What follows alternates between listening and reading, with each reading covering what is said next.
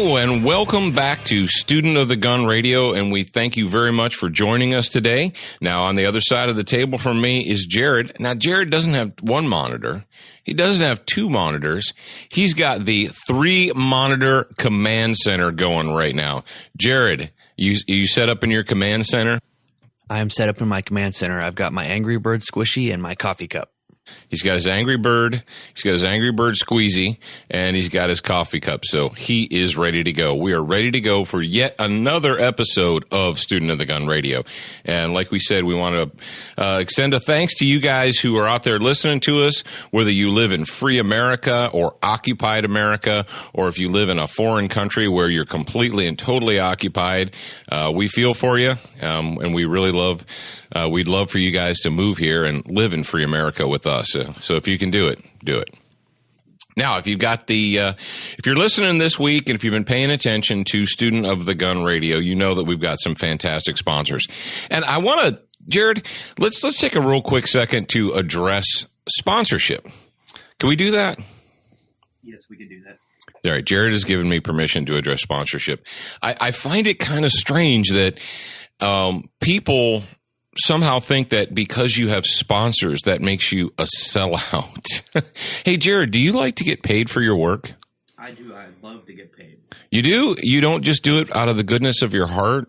Something's got to pay the bills. Well, I tried to pay my my mortgage payment with Good Feelings and Unicorn Milk, and I found that they wouldn't take it. They preferred cash.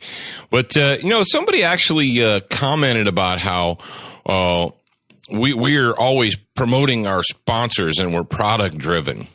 Well, ladies and gentlemen, for those of you who live in the socialist utopia, let's go ahead and readdress the issue. Right now, if you're listening to this, you're either listening to it on iTunes or Stitcher, or you're direct podcasting it or streaming it from the internet for free. That's right. It didn't cost you a penny to click the little button to listen to this show. Now, I don't do this for practice. I'm a professional. I've been a professional communicator for over 20 years now. And if you go to work every day, I'm sure that you assume or that you believe that you are a professional as well. You're either a professional carpenter, plumber, electrician, lawyer, doctor, what have you. When you go to work every day, do you expect people to pay you for your efforts? Well, I hope so, unless you're some kind of a peace, love, dope, socialist hippie. But if you're a peace, love, dope, socialist hippie, I really doubt that you clicked on a show called Student of the Gun Radio. I think if a hippie clicked on Student of the Gun Radio, he would probably go into shock, and he'd be in a coma. But, or she could be her in a coma. But, we have some fantastic sponsors, and it's because of our sponsors that we're able to buy microphones and microphone cables and pop filters so I don't pop my peas and all that good stuff. Now, Crossbreed Holsters of Liberty, Missouri, they're one of our friends. They're one of our good sponsors. They've been with us. Crossbreed actually started with Student of the Gun way back in the beginning. Well, it's, I guess not way back, about 3 years ago. And my good friend who left me way too soon, Mark Craighead, he was a good friend of mine, and he supported Student of the Gun. He was behind it all the way, and we're really happy to have Crossbreed on as our partner and our sponsor here with Student of the Gun Radio. And then down in the Everglade area of Cocoa, Florida, we've got our buddies Keltec Firearms or Keltec Weapons, and those guys, they're producing polymer framed, really cool, futuristic weapons. And everybody's mad at them because they're not making them fast enough, but ladies and gentlemen, we just visited with them, the first weekend of May. We were at NRA, and the booth was it elbow to elbow, A to B? It was, you couldn't hardly move in the Keltec booth because there was so many people in it every day. It was just swamped. And what was funny is we did the book signing there. And Jared's laughing over there because he knows what I'm about to say. We're doing the Student of the Gun book signing. And, I don't know, 1 out of every 5, 1 out of every 10 people would come up and they're like, oh, hey, can I ask you a question? Sure. Where can I find a PMR 30? And my standard response was, well, right over there on the table. No, I know it's there. I want to buy one. It's like, well, we're not selling guns here at the NRA exhibit, but and if you want a PMR 30 or an a KSG or an RFB or whatever, dude, you're just gonna have to get your name on the list. That's just the way it is. But Crossbreed and Keltec are two of our good friends, and we don't want to forget about Firearms Radio Network, our bandwidth sponsors, and the guys who actually brought us on board and gave us this opportunity to talk to you guys. Now, don't forget, every week we pick a student of the week. And if you are the student of the week, we will send you an official Student of the Gun t-shirt. That's right. If we read your question on the air, you get a free Student of the Gun t-shirt just for asking. And you guys have been fantastic. You're asking us all kinds of really good questions. Actually, you put me in a position where it's tough to pick one out of all the questions we get every week, but somebody's got to be picked. Now, Jared, tell us who our Student of the Week is and what was their question. Our student of the week is Mike Jazierski, and he wants to know, with the shortage of ammo to continue into the unforeseeable future, what is the real-world lifespan of ammo stored in factory boxes and bulk stored in ammo cans? Mike, that's a fantastic question, and I think a lot of people out there in the audience are thinking the exact same thing. You know, I bought a bunch of ammo, I'm storing ammo, I don't know if I'm going to get any more in the near future, or if I do, it's going to be expensive and hard to find. So what is a legitimate shelf life of factory fresh ammo? Well, I put that question to my good friends at Federal Ammunition, and what they came back with, they said, well, our standard answer is 10 years shelf life if stored properly. And the big question is, well, what is stored properly? Well, stored properly essentially is what, no matter what it is, whether it's ammo or food or medicine, what do they always tell you? Store in a cool, dry place. If you keep the biggest enemies of your ammunition are heat and moisture. If your ammo gets wet, if your ammo is constantly exposed to humidity or heat, it gets hot and cold, that is going to degrade it. So what we need to do is we need to make sure that we're keeping our ammo dry or free of moisture, and we also need to keep it cool. Now, the heat thing isn't that big of a deal as long as there's not moisture associated with it. And when I was in the military, one of the things that they told us, and I always thought it was funny, is they said, never store ammunition in direct sunlight. I said, dude, we're in a desert. We're in a jungle. Where do you want me to put it? But if you got airtight ammo cans, and what I would suggest, if you really want to keep your ammo, you want to keep it preserved, you need to, if you're buying it in the normal factory cardboard boxes, take it and put it in some type of an ammo can, some type of an ammunition storage can that has a watertight seal. And if you really want to get fancy, what you can do is put it in an ammo can with a watertight seal and put one of the moisture eaters in there, so that it'll take all the moisture out of the air and out of the atmosphere. There's another company called Z-Core Products, and while we were at the NRA here 2 weeks ago, we were introduced to a new product they've got. They actually have an ammo can storage bag where you line your ammo can with this storage bag, put your bulk ammunition into it, and then seal it. And the Z-Core bags, they're not just plastic storage bags. They're not, Ziploc bags you get from the grocery store. These are actually corrosion resistant, rust resistant bags. And they keep the moisture and the corrosion away from your guns and or ammunition. So I guess the answer to your question is most manufacturers will tell you that as long as you don't, store it in your wet, damp, nasty basement, that your ammo will last at least 10 years normal shelf life. Now, from a practical standpoint, I can tell you this. I've shot ammunition, surplus ammunition that was manufactured in the 50s, 60s, 70s, ammo that was, 40 years old, and it all went bang. But the reason it did was because it was stored in airtight ammo cans. And then when I opened it and used it then, if you got ammo that's constantly exposed to the elements, well, it's obviously going to degrade faster. Oh, one real quick one. And don't forget this, guys. You want to keep all of your solvents and your cleaning oils away from your ammunition, because gun oil, CLP solvents they're primer killers. So just remember, when you're cleaning if you're going to clean your gun, take the ammunition out of that gun, put it away from your cleaning table, and get you so that you don't risk getting things like solvents or oils on your primer. So that is your answer. At least 10 years, keep it dry and keep it cool and dry, and you should be good to go.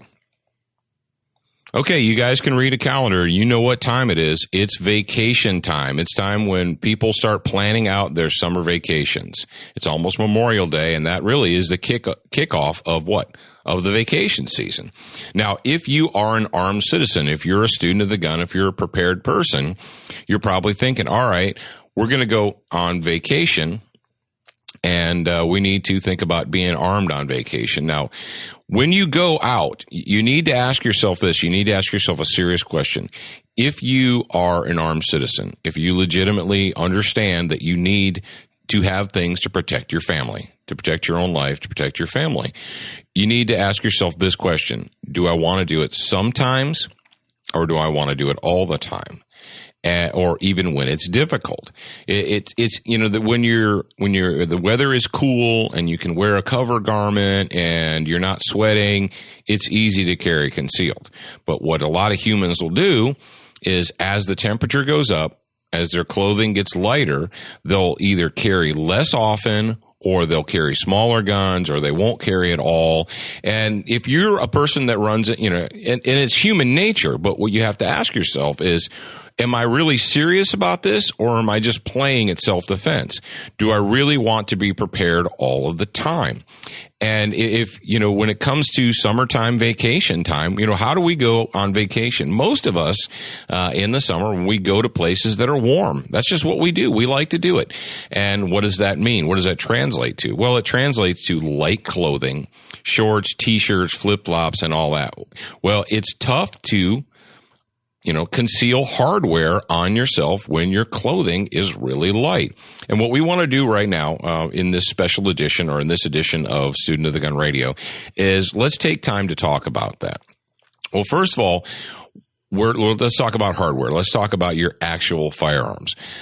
What are you going to do? First of all, have you made the decision that even though you're wearing shorts and a t-shirt, you're still going to carry? Some people out there just say, well, I can't because my shorts and t-shirt won't allow it, so I'm just not going to carry today. Or I'll have my wife put my gun in her purse, or, crazy stuff like that.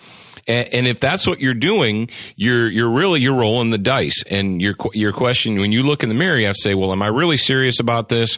Or do I just carry a concealed gun just so I can, impress my buddies at the gun shop? Or am I serious about protecting myself? Well, one of the things that we've had great success with, I've had great success with, Jared, and we live in the South. We live in Biloxi, Mississippi. And ladies and gentlemen, let me tell you what, if you want hot and humid, come on down here and spend some time with us in the summer, because it is hot and humid down here. A couple of years ago, I was introduced to the Crossbreed Super Tuck holster, and I was not a fan of waistband holsters at the time. I really didn't appreciate them. All the in the waistband holsters I'd ever tried up to that point in time, when I was a bodyguard, when I was working as a cop, plain clothes, I found that after an hour or two, they were digging on me. I had a hot spot. I was constantly adjusting them back and forth. I could never find a comfortable spot to carry my gun in a waistband holster. So I just gave up on them. I was like, you know what? That's not for me. It's for skinny guys or what have you. Well, then when I found the Super Tuck holster, Mark Craighead, my good friend, he told me, he said, look, don't judge it based on one day. He said, you can't just wear it one time and say, oh, this doesn't work for me. He said, you've got to wear it more than that to really appreciate it. And so I did. When I got my first holster from Mark, it was probably April or May down here in the South, and I started wearing it. And, to his credit, he was absolutely right. Not only did I find it to be comfortable, but it was comfortable even in the heat. Now, I'm going to give you guys a clue. I'm going to give you a hint. If you've ever been on the Crossbreed website and you've shopped for their products, you'll know that they offer cow leather. Their holsters with a cow leather backing and also with a horsehide backing. Now, the horsehide is more expensive because when you're a manufacturer and you purchase horsehide, it costs a lot more than cowhide. That's why. Spend the extra money on the horsehide. Ladies and gentlemen, if you do nothing else, if you take not one other piece of advice from Paul Markel today, spend the extra 10 or 15 bucks on a horsehide backing, especially if you're going to wear it anywhere where it's going to be warm, because the horsehide does two things. Number one, it's a little bit thicker and it protects you, your body from that sweat. It gives you I guess it protects your gun from your body sweat. It doesn't protect your body from the gun, but it prevents that sweat from building up and getting onto the gun. It reduces it. Now, if you wear it all day, if you put a holster on, you walk around New Orleans in June all day long, you're going to sweat through. That's just the way it is. But spend the money on the horsehide. And the cool thing about the horsehide, and all other, but specifically the horsehide, is that after you've worn this holster for a week or two, especially a month, it's going to conform to the shape of your body. It's basically going to mold to you like a good pair of cowboy boots. If you guys out in the audience, you know, if you've ever had a really good pair of boots, after a month or two, those things fit your feet perfectly. Well, that's the way the holster fits. And that's what you're looking for in comfort, in all day long comfort. Now, a waistband holster obviously gives you the added advantage of tucking the gun tighter against your body. And what I found is I've got a Carr P45 pistol. It's very thin. It's very compact. It doesn't have any large external controls. I can put that in a Crossbreed holster and wear it with shorts and a t-shirt all day long, and nobody is any the wiser because it holds nice and tight against my body. And when it comes to concealed carry, you need to think about that. Is this gun snugged up against my body like it needs to be, or is it pushing out away from my body? A lot of holsters that you'll find, if you go to Academy Outdoors or what have you, and you know there's a spindle rack or a huge rack full of holsters. You know, you've got nylon holsters, polymer holsters, leather holsters, all these different holsters. And you look at them and they're like, well, what's the difference? I mean, they all keep the gun from falling on the ground, right? I mean, so I'm just going to buy this $9.95 made in China nylon holster. Don't do that. But the reason is some holsters are designed just to to give you a place to put your gun. That's it. They're not designed for concealment. They're not designed for all day long carry. They're just so you can free up your hands. Where do I stick this thing so I can use both my hands? Those are utility holsters. There are some holsters that are high quality, but they're range holsters because they stick out away from your body. Now, when you're running a competition, these guys that shoot IPSC and speed competitions, their holsters are not snugged in tight against their bodies because they want to get to the gun fast. And that's fine, but that requires the holster to stick out away from their bodies. A lot of holsters that you'll find, you know, like I said, at Academy or maybe even Walmart or whatever your favorite, store is, they're good utility holsters. But if you look at them, once you put them on, you'll see that they actually the gun sticks out away from your body. Well, you can't conceal all day long, with shorts and a t-shirt with that kind of holster. Does it mean it's a bad holster? No, the holster's perfectly fine. It's a utility holster, and that's what it's designed for. But if you're looking for a concealed carry holster, especially one that you can just drape, a loose-fitting T-shirt over, you're going to need one that tucks that gun up against your body. And this is a good time to talk about belts. Ladies and gentlemen and children of all ages, when it comes to a gun belt, don't go cheap. You're like, oh, come on, Paul, man. I went in my closet and I've got like 8 belts in my closet. I've got brown belts and I've got black belts and I've got tan belts. And folks, the belt that your wife bought you from JCPenney to go with your dress slacks, that thing was meant to cinch up your pants, and that is it. That thing was not meant to hold a 2-pound gun in place for 12 hours. If you're going to, 3, 2, 1. Let's start that over again. If you're going to carry concealed, You need a quality belt. Spend the money. You won't regret it. Now, there are leather belts and there are good nylon belts, and either ones will work, but you have to think, if you're spending $5 on a belt, what you're going to get is a $5 belt. Don't think, this one's on sale and it's only $4.99 at JCPenney or what have you, so that'll be good. No, it won't be good. What's going to happen is you're going to be out away from your house, doing your business. You're going to have your gun on. The belt's going to break, and you're going to be standing there with a broken belt and wondering how that happened. And I can tell you that happened to me, because when I was a young puppy, just fresh out of the police academy, I actually got my first professional bodyguard job. And I had a leather belt that was the same color as the holster I was wearing. And it, came from, I don't know, Sears, JCPenney's, wherever. And I thought, this is good enough. No, it wasn't, because I was on a detail, and about 2 a.m., the belt broke. Now, fortunately, I had another one in my suitcase, but it was an awkward situation. Don't put yourself in that situation. And not only is it you're worried about it breaking, but comfort. If you're going to carrying a gun, you say, it's only 1 pound. When's the last time you put 1 or 2 pounds of metal on your hip, on your right or left hip, and carried it around all day long? Probably not very often, right? Or at least not comfortably. A quality belt makes all the difference in the world. So if you're going to, if you're going to carry a waistband holster, an IWB, an over the hip, what have you, you need to mate that up with a quality belt. Other options. What are some of the other options that you can get away with? Well, pocket carry. Now, we talked about pocket carry previously on Student of the Gun, and I'm not against it. However, asterisk caveat, if you're going to put a gun in your pocket, put it in a pocket holster or a pocket scabbard. We don't drop guns naked into our pockets and carry them like that. That is a recipe for disaster for several reasons. Number one, the trigger is not covered. If you just drop it into your pocket, the trigger's not covered. Number two, if you do it every day, your gun is going to be so full of lint within a week that it probably isn't going to function properly. And number three, it also will print. If you put a gun in the pocket of your favorite pair of khaki slacks or shorts or what have you, and it's just, J-frame or a pocket 9 or a pocket 380 or whatever, eventually you're going to have the perfect outline of that gun in the pocket. Even when the gun's not in the pocket, it's going to look like it's there. And it's going to wear through the pocket liner. Because, folks, the liners of the pockets of your clothes, your shorts and pants, they weren't designed to have an 11-ounce or a 13-ounce piece of metal carrying in them all the time, every day. It just doesn't work like that.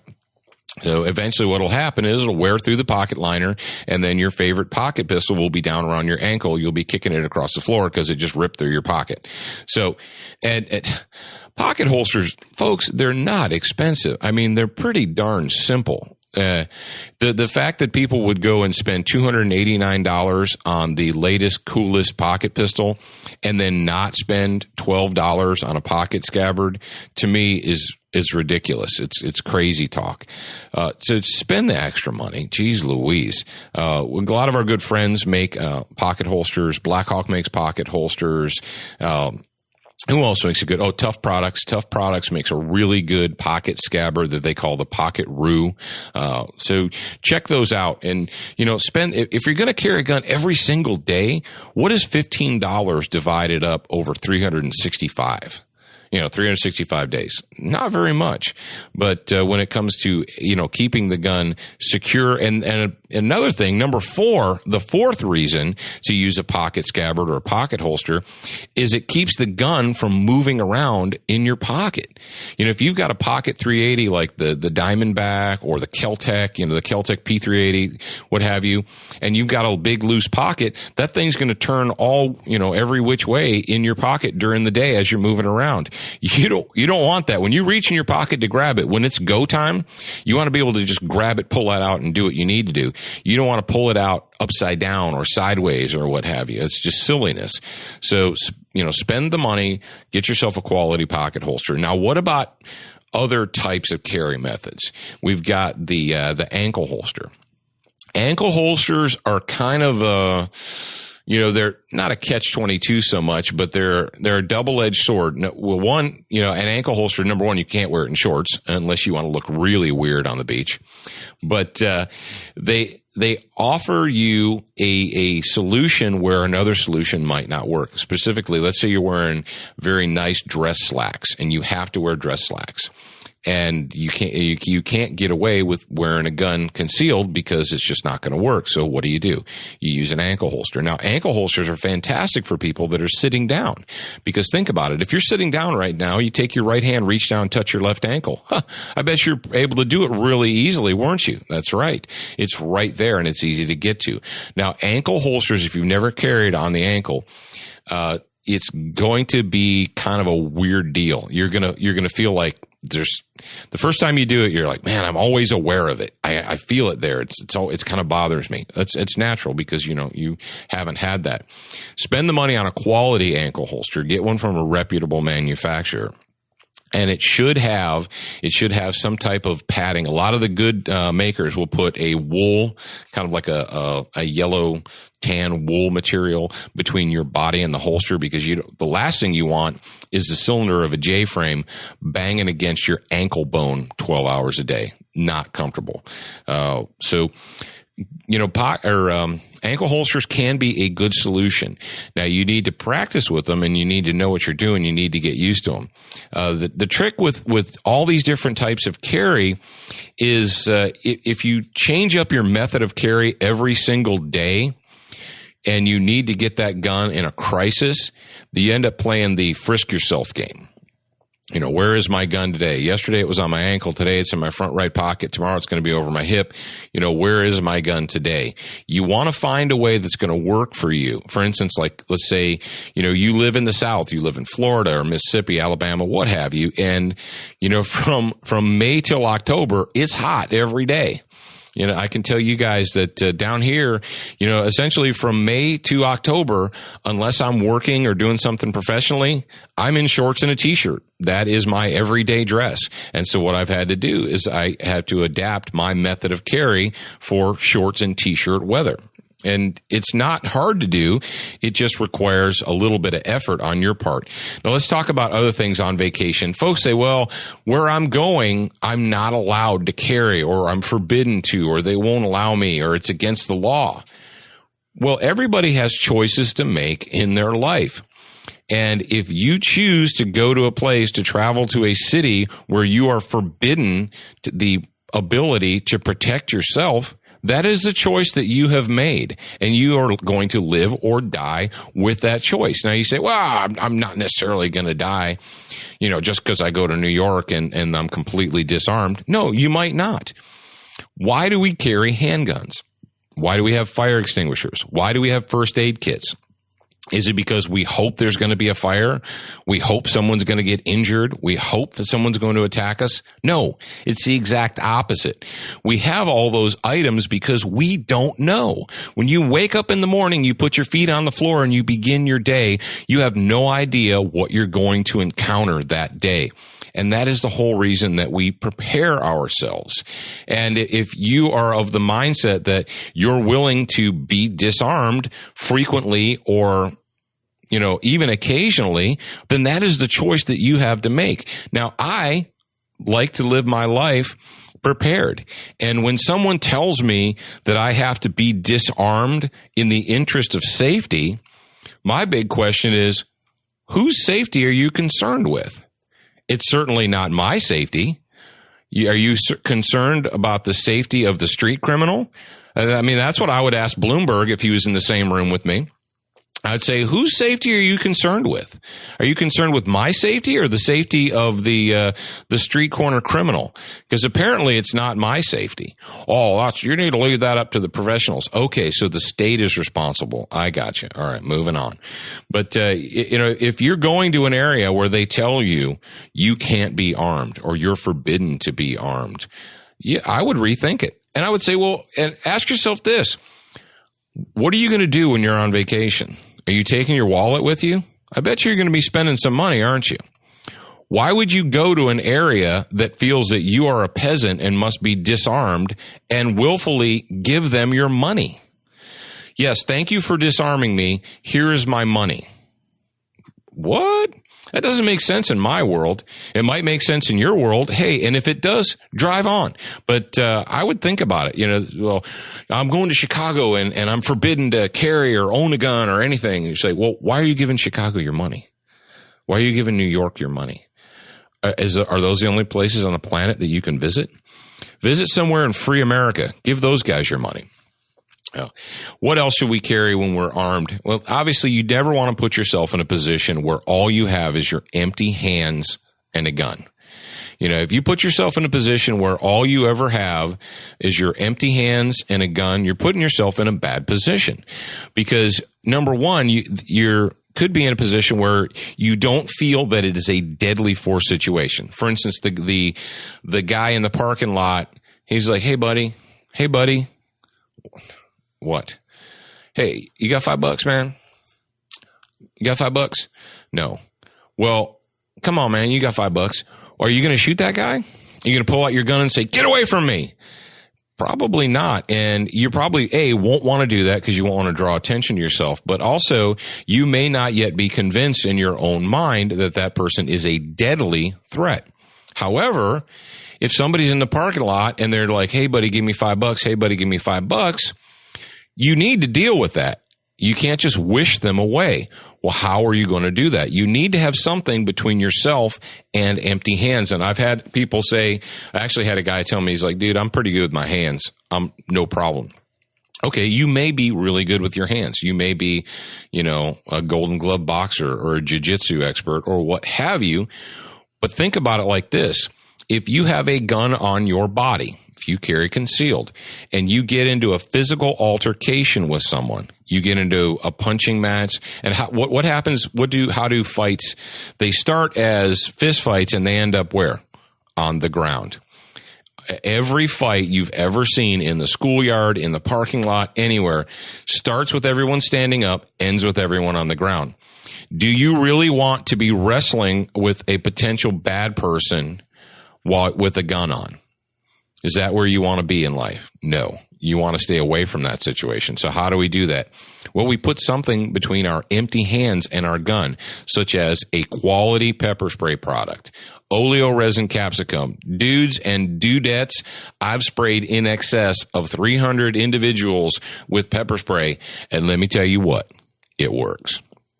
It is the gift that keeps on giving. Now, are there people on planet Earth that it will not affect? Yes. Yes, there are. Are there people who have been shot with handguns and continue to do bad things?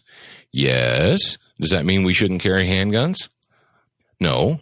What it means is that there are no miracle cures. However, if you have pepper spray and you're able to juice somebody with the pepper spray, they will generally leave you alone unless they are a deadly threat. If they desire to be a deadly threat, then that will materialize and it's time to not have the pepper spray anymore and to replace it with a handgun. But, the annoying drunk or the street corner guy that won't leave you alone.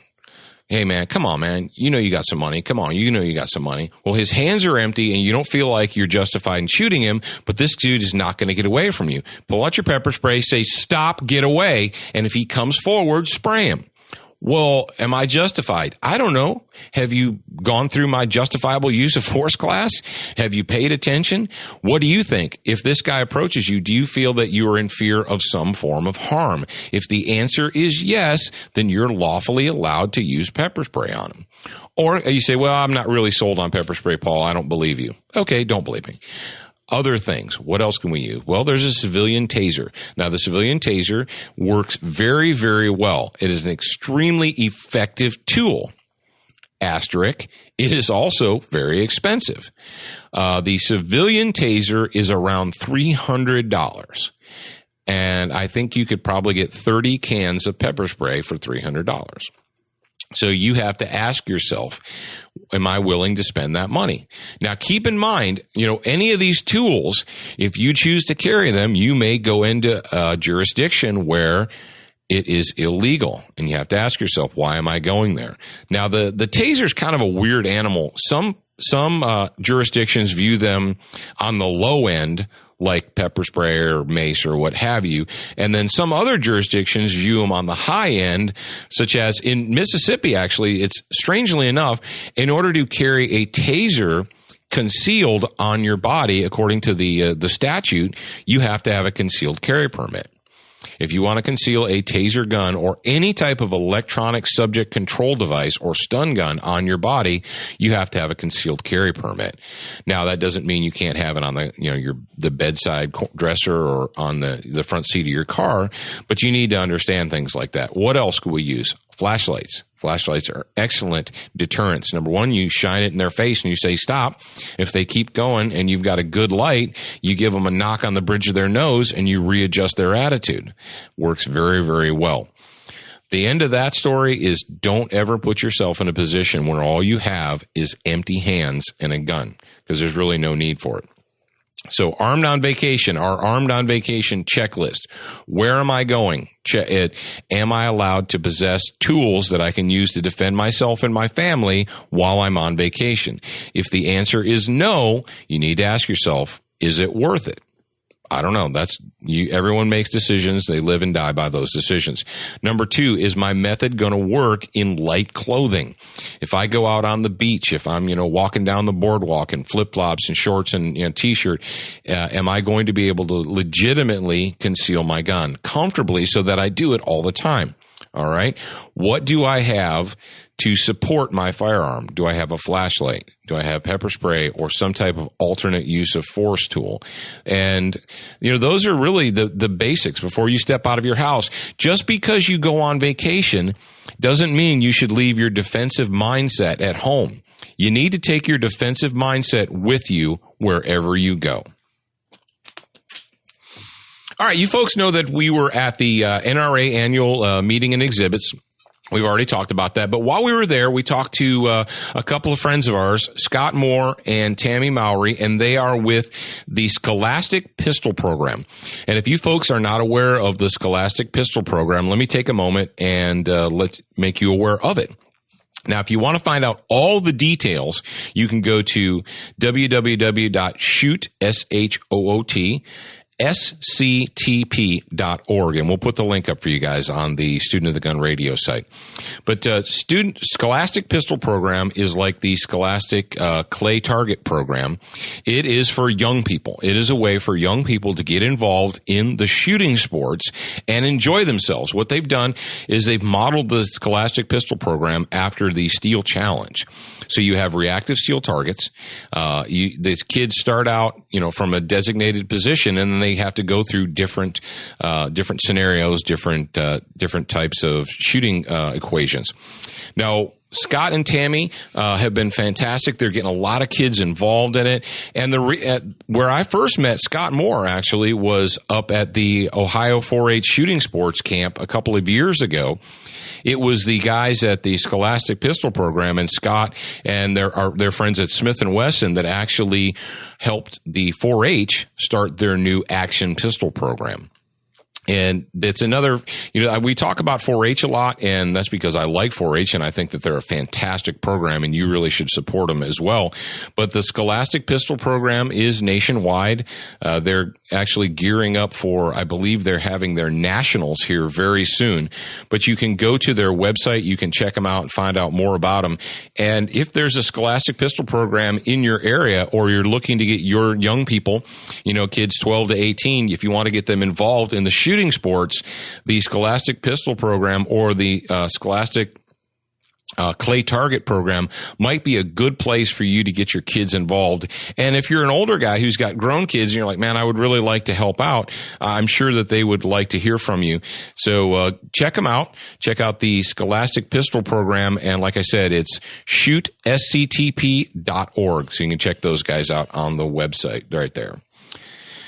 Now, in addition to vacation season, what is the 1st of June? Well, the 1st of June is hurricane season. Yay. Well, no, not yay, but what does that mean to us? Well, what it means to us, anybody who lives in a state that borders an ocean or the Gulf of Mexico, when June 1st comes around, that is time for you to go and look in your cupboard, look in your pantry, check your fuel supply, go out, fire your generator up, make sure that it's working properly, how much water do we have on hand, and so forth. It's what we essentially call storm preparation. Now, down here in the South, we have hurricane season, so we're always prepared for hurricanes. And if you live somewhere that is not in the South, you may have deadly tornadoes. You may have earthquakes. You may have wildfires. You may have ice storms. Regardless of where you live on planet Earth, you are subject to violent weather events at some point in time. And as a student of the gun, remember, it's not just about shooting. It's about being a prepared citizen. It's about being able to take care of yourself and take care of your family. And one of the ways we do that is through storm preparation. Now, when we say storm preparation, people like to use the term prepper. That is the cool modern vernacular, prepper. And it kind of makes me laugh because, I'm old enough to, remember, back in the 70s, in 70s and 80s. And when I was a kid, and my mother and my grandmothers, every spring, my mom would be out planting a garden. Every spring she'd plant a garden. And, every fall I can remember my mom and my grandmothers, they're in the kitchen and they got the pots and the boiling water and the jars and everything. And they're canning food. And they put it up in the pantry or the fruit cellar or whatever we had. Well, if you, if you saw someone doing that today, people today, would say, oh, that person is a prepper. They're a doomsday prepper. I don't think my mom and my grandmothers were doomsday preppers back in the 60s and 70s and 80s even. They weren't doomsday preppers. They just knew that, hey, guess what? Everyone in this house needs to eat every day. Whether or not there's a snowstorm or a thunderstorm or a tornado or a hurricane, they still need to eat every single day. That's just how human beings are. And, our parents and our grandparents, they knew that. It wasn't about some wild, paranoid conspiracy theory that, the government, whatever. No, it was, we're humans. We need to eat all the time. And so your mothers and grandmothers and what have you, they planted gardens and they canned food and they, stocked the pantry. That's just how you lived. And it's kind of, it bothers me that we've devolved as a society to the point where people don't even concern themselves with the proper storage of food in their homes. Somehow that if you buy bulk food or you store food in your home that you're somehow paranoid or you're crazy or you're a weird person. It's like having food in your house is probably one of the most greatest necessities you'll ever have. It's not a paranoid conspiracy theory. So, but how do we do that? Well, number one, there's lots of ways that you can store food in your house that where it will last a long time.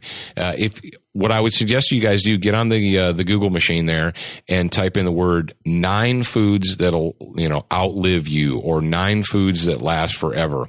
And there's actually several websites that'll tell you, and rice is one of them, corn, sugar, honey, so forth.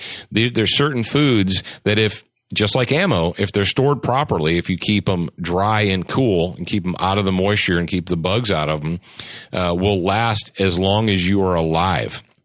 Now, you're not just going to want to eat white rice. If there's a hurricane, you're going to get really bored eating white rice every day for a week, 2 weeks, 3 weeks. You want to have other things. What else can you do? MREs, military MREs are fantastic. Caveat, they are also very expensive comparatively. When you're talking about feeding 4 or 5 people, you feed 4 or 5 people with MREs every meal of every day, and you're talking, $100 a day to feed them. That is pretty expensive. The great thing about MREs, though, is a genuine military MRE. Now, when you go to the camping stores and the surplus stores and what have you, what I've noticed here lately is they have what they call civilian MREs or emergency ration MREs. And they're essentially just put together. They put a main meal and then they throw a bunch of It looks to me, I picked up one and it had a clear plastic bag. And it looked like they'd taken an MRE main meal and then a bunch of like Kentucky Fried Chicken condiment packets and put them in there, a little fork and salt and pepper and a spoon and a, grape jelly or something crazy like that, or a little packet of saltine crackers. So there's a big difference between what they call these emergency civilian MREs and a genuine military MRE. Now, the military meal ready to eat, when it comes to, emergency or survival, the great thing about those is they're packed full of calories. And human beings in outdoor, rough, emergency type situations, your body needs a lot of calories to survive. And that's why they put those in there. Now, if you're just sitting around on your porch, you don't need to eat 3 MREs a day. If you eat 3 MREs a day and all you ever do is just sit in an easy chair, fanning yourself, you're going to get fat because your body will not burn up all those calories. You could easily, in an emergency situation, take 1 MRE and divide it between two people. So you've got MREs. Now, MREs, they will stay, I believe the MRE shelf life from manufacturer is about 10 years. Now, it's 10 years if you just take them, put them in a box, stick them up on a shelf somewhere. If you take MREs and you stick them in your deep freeze, they'll last for not forever, but pretty darn close to forever. So if you wanted to do that, if you're really serious about storm preparedness or preparing for a long-term power outage or what have you, you could legitimately take MREs, put them in your zero deep freeze, and then when the power goes out, you just pull them out and let them thaw, and they'll be good to go. Other products such as Wise Food, there's a company called Wise Food Products, and MREs, they can be less than tasty, I guess. You might have kids that are like, "Oh, Dad, MREs are gross. They're nasty." The Wise Food Products, we tested out some with Student of the Gun. We actually did a video segment on the TV show about Wise Food Products, and they're really good, aren't they, Jared? They are. They're really good. I cooked up, one of their meals and fed it to the kids, and they wolfed it down. I barely got any of it. So, the Wise Food Products, it's good tasting food. The issue with Wise products is they're dehydrated. They're very, very lightweight, and they're easy to store. However, when it's time to cook one, unlike an MRE, you just open it and eat it immediately. You don't need to do anything to it. You don't need to cook it. You don't need to hydrate it or anything. With the Wise Food Products, you will need to have clean water, which you need to have anyway, and you'll need to put boiling water in them so that they can rehydrate, and then you eat them. So that's something to think about. And so rather than just do one of those, rather than just say, well, I've got cases of MREs, or I've got, bins full of white rice and honey and sugar, or I'm going to do Wise Food. Well, why not do a little bit of all of it? Why not have some MREs that you can put in a go bag? So if we have to grab this pack and run out of the house, at very least we'll have food with us. And you can take the Wise Food, the real dehydrated stuff, and you can store lots and lots of those in a cabinet because they take up very little space and they're lightweight. And then, you have your basic staples. You have your rice, your sugar, your corn, things of that nature. And then, of course, don't forget canned foods. Canned foods are fantastic, but they're heavy. So, mix it all up. You don't have to be a doomsday prepper to have food in your house, to have your family prepared. It's just called being a good citizen. And as we've talked about before on the show, you've got a choice to make. If there is a man-made or natural disaster, your choice is to either be part of the solution or part of the problem. And depending on what you've done up to that point in time, whether you've prepared yourself or whether you haven't, you're either going to be part of the solution or part of the problem. And down here on the Gulf Coast, when a hurricane's brewing out there in the Gulf of Mexico, you have a question. There's a choice to make. Do we want to load everybody up in the car and be like, evacuees or refugees and drive north and be part of the problem? And you say, well, you're not really part of the problem. Well, dude, if you pile 10,000 people into a small town that has 800 hotel beds, you're part of the problem? Or do you want to be part of the solution? And it's up to you. It's up to each individual out there listening to the sound of my voice to decide, make that decision. Human beings have decisions to make, and you can either be part of the problem or part of the solution. And being part of the solution is to have food and water, clean drinking water. Kind of important. You know, it's 2013 and we have iPhones and computers and the internet, but guess what?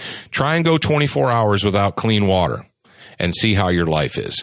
And it's funny how quickly society can devolve from this new modern digital age. Shut the lights out for 48 hours and see what happens. So prepare yourself today, not tomorrow. If you're listening to this and you go to your pantry and all you have is like a jar of pickles and some Taco Bell sauce packets, it's time to get your butt to the store. Now, a lot of the material that we talk about here on the Student of the Gun radio program, we also go into great detail on Student of the Gun TV and on the website. And if you guys are not taking advantage of that, you're really shortchanging yourself. All you have to do is go over to studentofthegun.com. And I want to make sure that everyone out here who's listening is aware, not only do we put the shows up on the main page, you go to the main page, watch the weekly show, whatever show is current, but we also have an archives page. So if you've missed one, if we've talked about something previously and you're like, oh man, I missed that show, you can go to the archives button, just click on it, and you can watch the archives. And of course, because of the magic of the modern internet, all these programs are available 24 hours a day for your viewing pleasure just because we like you guys. So don't forget to check out studentofthegun.com for articles and the show, and you can watch our homerooms. And if you want to be a student of the week, if you are excited about the program, and speaking of student of the week, one thing I want you guys to be aware of, if you posted a question, you said, man, I put a question up and you didn't pick me for the student of the week, and that kind of bums me out. Well, what we've been doing is when it's time to do the Student of the Gun homeroom material and the postings, what we'll quite often do is we'll go to the Student of the Gun Facebook page. And we'll pick the questions and the topics, and we'll use those as our homeroom topics or on the TV show. And there may have been a question. A lot of times, you folks, you'll ask a question, and it's already been answered.